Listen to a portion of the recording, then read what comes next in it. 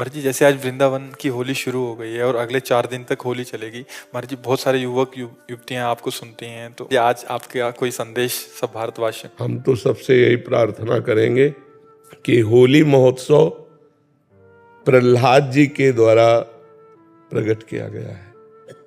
जब प्रहलाद जी किसी भी प्रकार हिरण्यकश्यप के मारने से नहीं मरे तो उसकी बहन होलिका थी।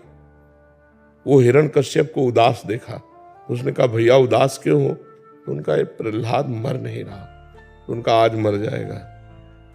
लकड़ी का बहुत सा ढेर लगाया जाए और उसमें लेकर हम प्रहलाद को बैठ जाएंगे तो हमें अग्नि से वरदान मिला है, एक पट, शीतल पट, जिसको हम मोड़ लेंगे तो हमारा रोम भी नहीं झुलसेगा और प्रहलाद मर जाएगा। बड़ा प्रसन्न हुआ हिरण्यकश्यप। उसने बहुत लकड़ी का पहाड़ लगाया, उसमें ऐसा बनाया जिसमें प्रहलाद जी को लेकर उनकी बहन बैठ गई। प्रहलाद जी की बुआ हुई हिरण्यकश्यप की बहन। आग लगा दी गई तो भगवान की कृपा से ऐसी वायु चली कि शीतल पट प्रहलाद जी के ऊपर आ गया और वो जलकर राख हो गई। तो जितने प्रहलाद पक्ष के थे सुबह वहां जब गए तो देखा प्रहलाद जी बैठे हुए, बड़े आनंदित थे। ढोल मंजीरा कीर्तन से होली की पूजा की और आपस में गुलाल रंग लगाकर खेल रहे, नाम कीर्तन कर रहे, पद गा रहे कि प्रहलाद जी भगवान की भक्ति से बच गए। तो ये उत्सव मनाया जा रहा है। ये लोग जो शराब पीते हैं, गंदे हरकतें करते हैं, एक दूसरे के चेहरे पर कालिक पोतते हैं, नालियों में ये हिरण्यकश्यप पक्ष के हैं। अब वो भी तो उत्सव बनावे, कैसे बनावे? तो वो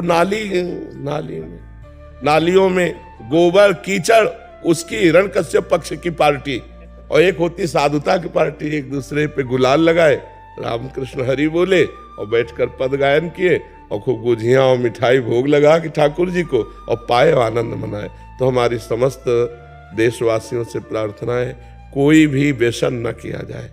व्यसन उत्सव को खराब कर देता है, जैसे शराब है और भी हुक्का है, ड्रग्स है, कोई भी नशा मत करो। फ्रेश माइंड से भगवान का नाम जप करते हुए, पद गायन करते हुए होली का आनंद लो।